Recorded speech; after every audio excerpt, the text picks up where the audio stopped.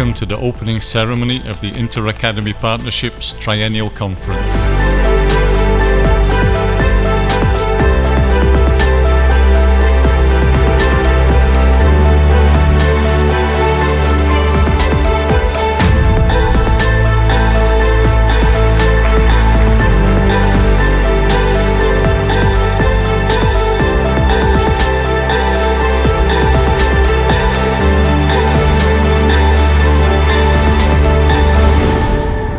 Together, all armed with the values of science, we must redouble our commitment to advance the scientific enterprise, and in pursuing our vocation, we can think of the unborn, remember the forgotten, give hope to the forlorn, include the excluded, and reach out to the unreached, and by our actions from this day onward, lay the foundations for better tomorrows.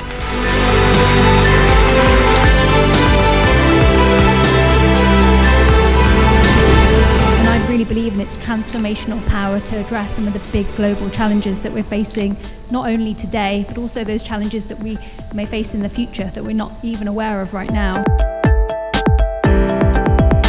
We need to support this communication that should be a priority in this very changing world. It's very, very important to work together in order to keep doing our work, but to have a better and stronger connection with society.